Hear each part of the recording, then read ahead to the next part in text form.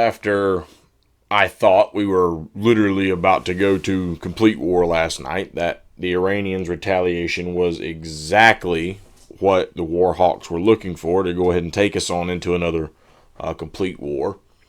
Definitely I saw signs that that's what they wanted.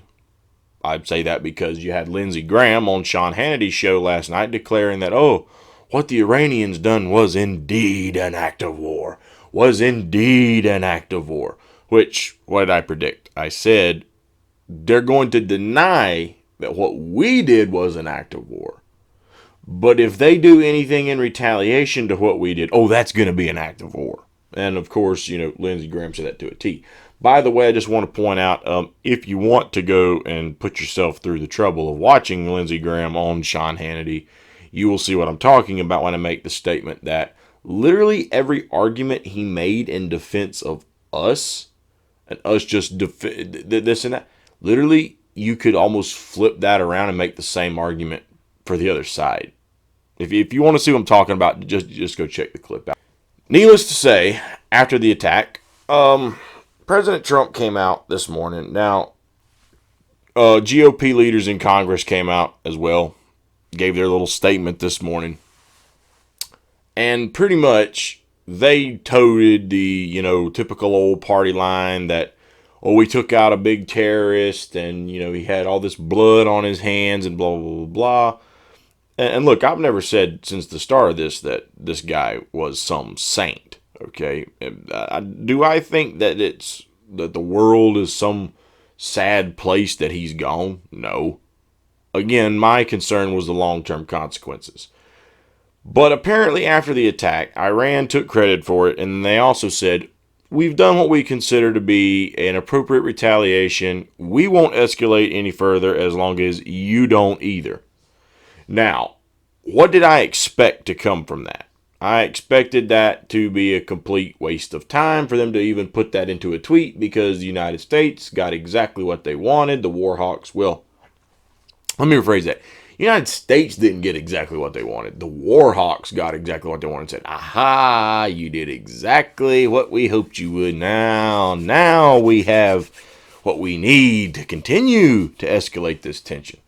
Okay, and again, I'm sure there's still a lot of people who are just itching to do that.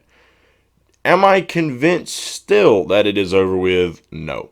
But nonetheless, Trump came out this morning and said basically that it looks like the Iranians are backing off. We didn't suffer any loss of life. So, we'll let it go. But we're just going to put some more sanctions on you. Okay. Well, here's my big concern.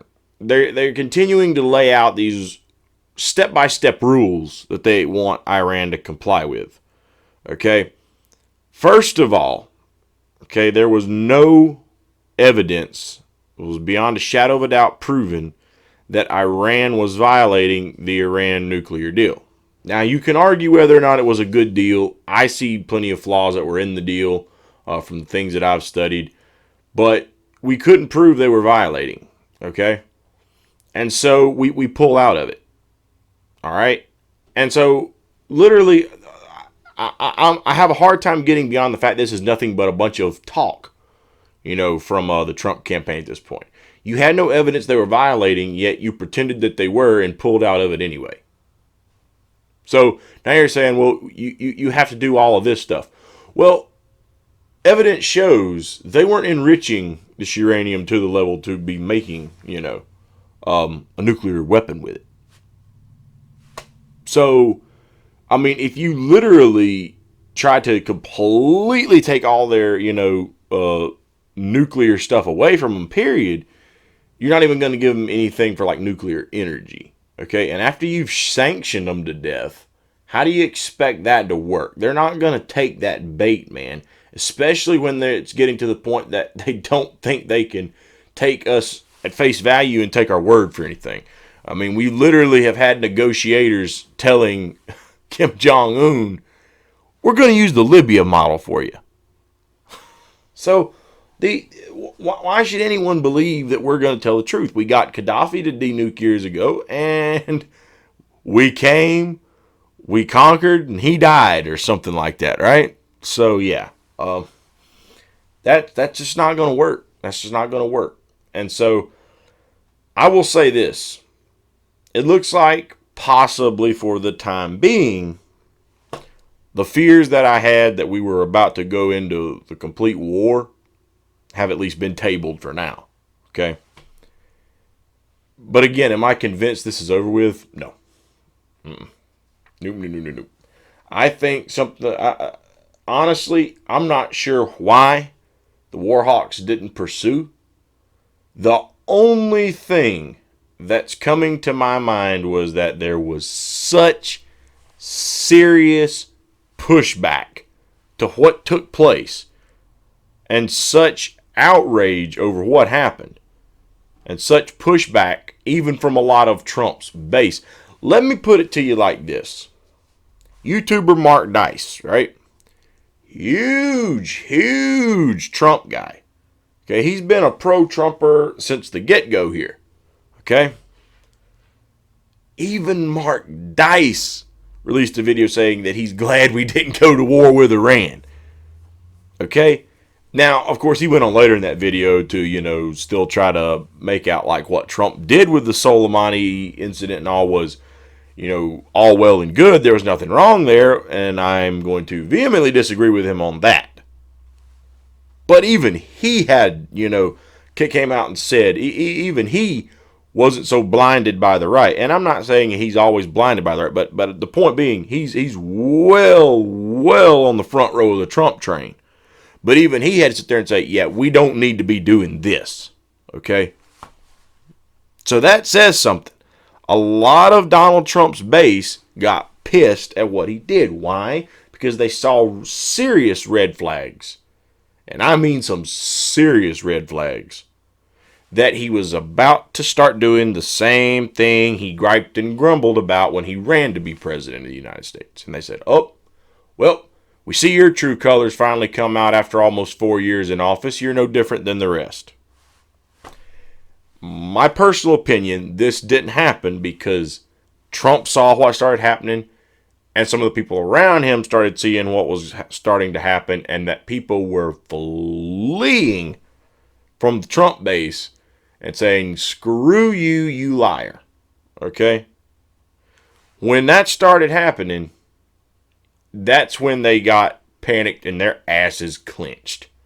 Because they realized they just screwed the pooch big time. And I don't know if it was multiple people or if it was just Trump. I don't know who. But somebody saw what went on and said, oh, crap. Yeah, I think I might have just, pushed my luck a little too far with that one. Clearly, that was a straw that broke the camel's back. And so now they've been giving their reasoning for it. They're continuing the talking points, blah, blah, blah. But I think, honestly, right now, Trump is in defense mode. Trump is trying to save ass for what he did.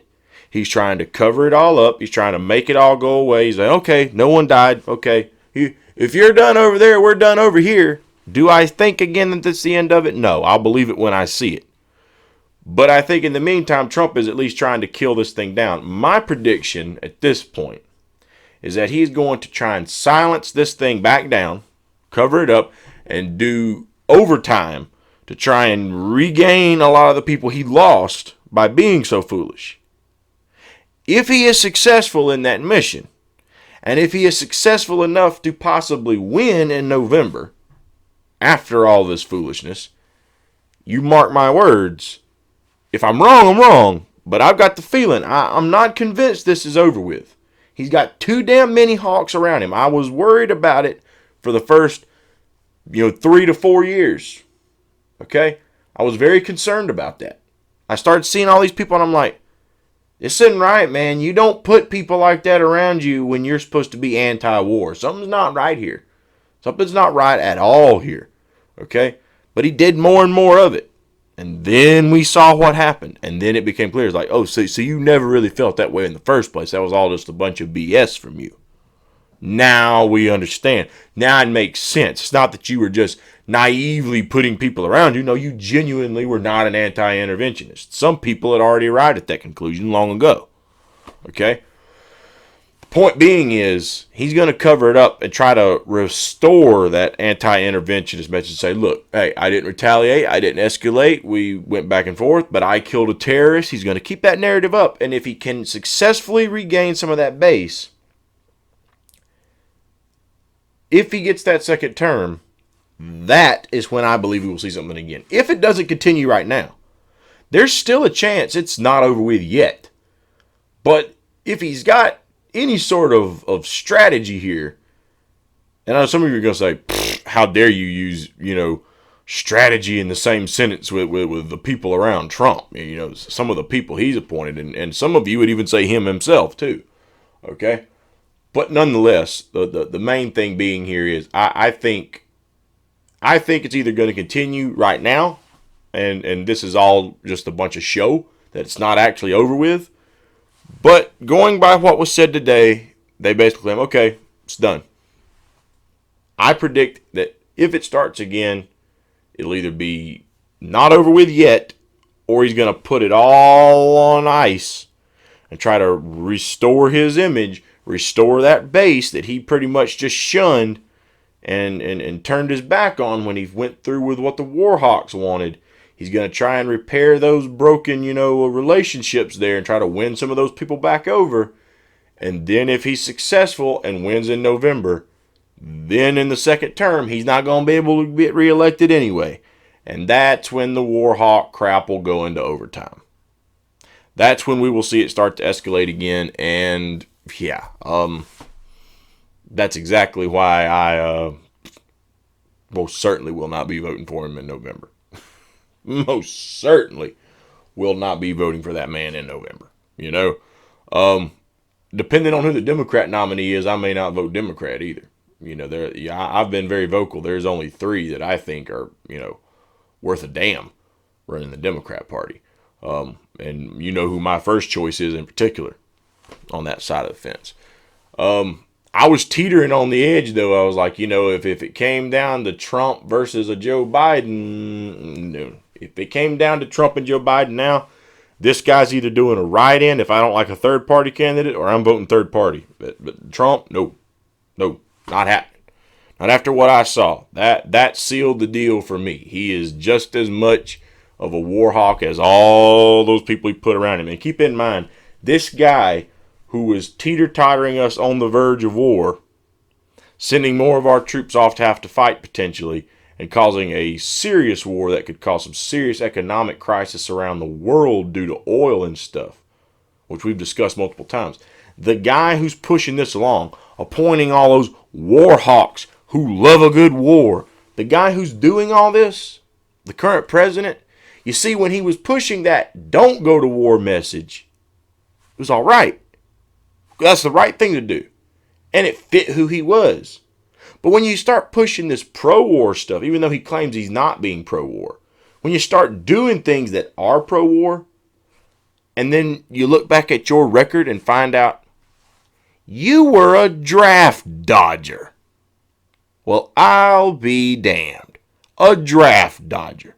So when there was a draft active and they called your rich ass up to go fight, you didn't want no part of that. But you seem to be willing to put all these people around you who want to start up another good war over here and then send more people off to fight who aren't rich or have well connections and wealth and power, whatever, to get some sort of a doctor's note for some bone spurs or shin splints or whatever you had back in those days to get your ass out of going into war or serving in the military in general. See, they don't have that.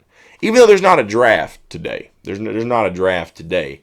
But it's people like this who I would not put it past to try and bring the draft back one day either. And that is almost just as terrifying as how much war they want to get involved in. All I can say is keep your fingers crossed. If you're religious, pray long and hard that this stays this way. It's over with. Conflict is done and we do not end up in war. But I've got a sneaking suspicion that this is only just a short-term hiatus.